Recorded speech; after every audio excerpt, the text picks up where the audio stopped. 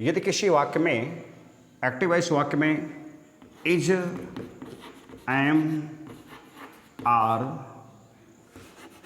Was, were, has, have, had के बाद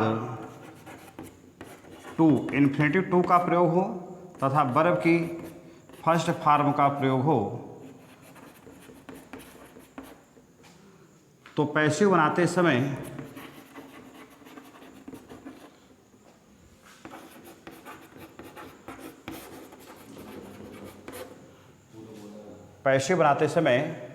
is, am, are,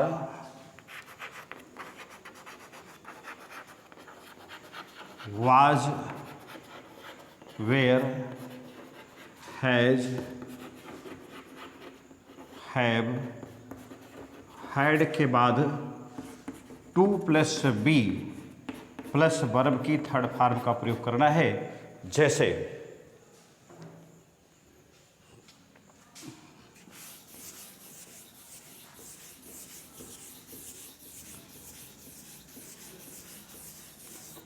I am to sing a song.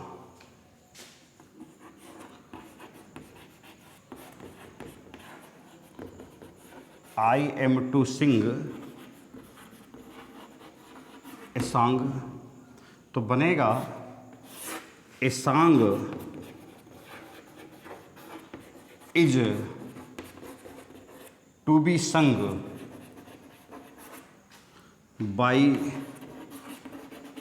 me. She has to complete the work. दूसरा sentence मैंने दिया she has to complete the work.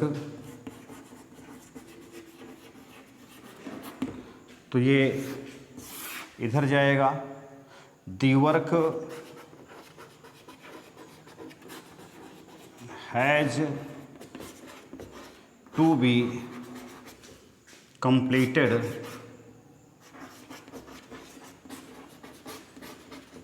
by her.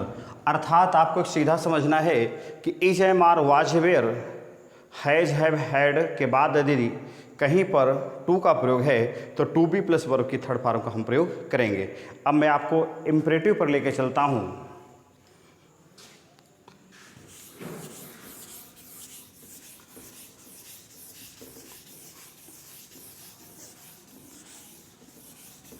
जो imperative वाक्य होते हैं वो चार प्रकार के होते हैं।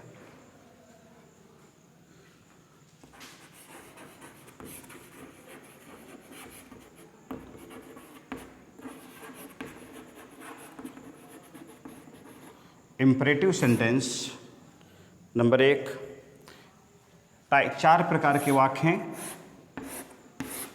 नंबर एक, ये वर्ब की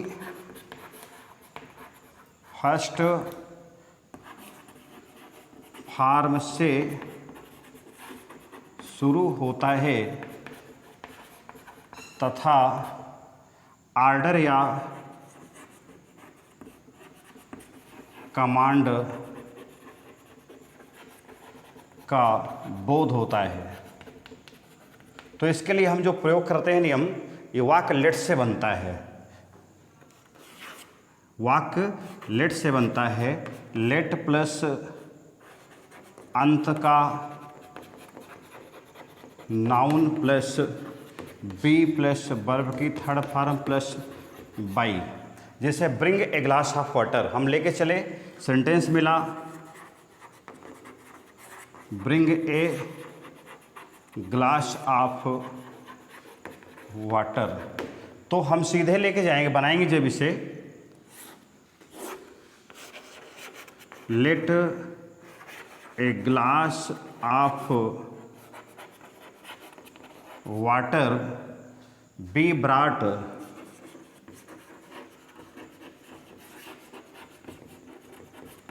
बाय यू। ये पूरा सेंटेंस पहला बना। कई बार गलती हो रही है, समाज में गलती आ जाती है कि किसी भी इम्परेटिव वाक्य को किसी भी नियम से बना दो। मुझे लगता है गलत है।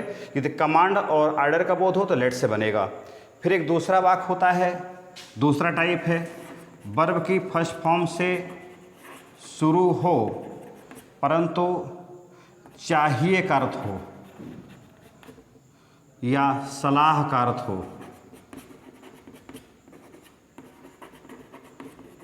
तो वो शुड बी से बनता है। किससे बनता है? शुड बी से। जैसे love your country,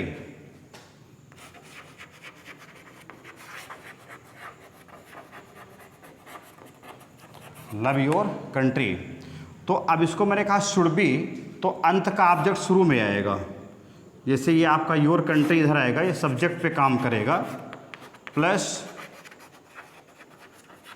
should be plus verb की third form plus by you, तो ये बनेगा योर कंट्री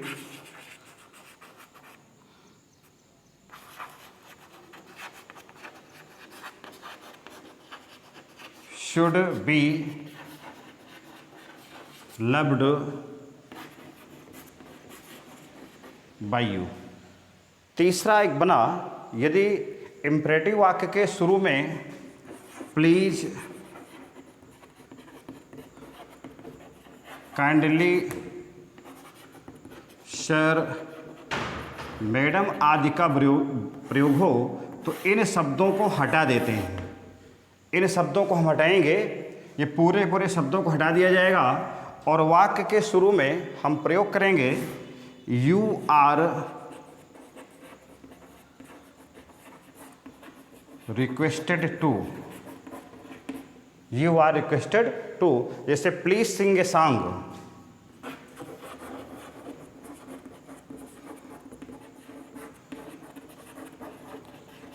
तो ये बनेगा, इसको हम हटाएंगे यू आर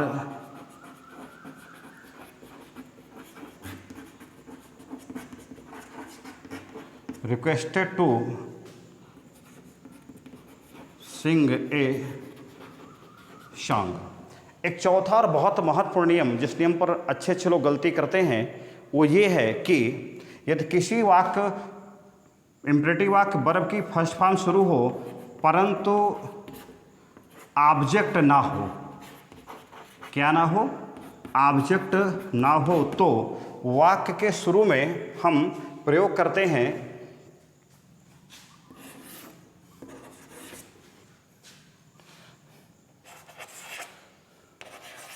वाक्य के शुरू में हम प्रयोग करेंगे यू आर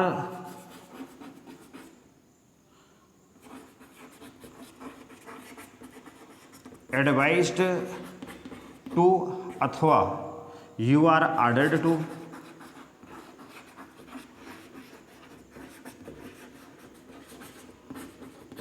जैसे कम हियर, सेंटेंस मिला हमें कम हियर,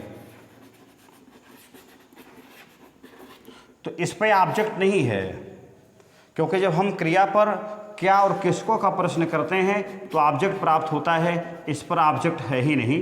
तो हम इसको बनाएंगे you are advise to come here,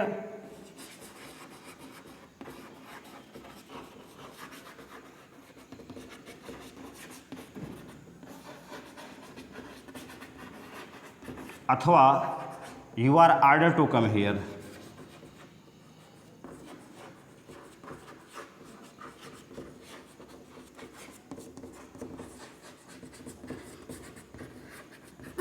that's all for this period. इसको समझना है, ठीक समझना है, क्योंकि ये भ्रांति जो इम्परेटिव सेंटेंस पे चल रही है ये थोड़ा सा समझ में आनी चाहिए, क्लियर होनी चाहिए। That's all for this period.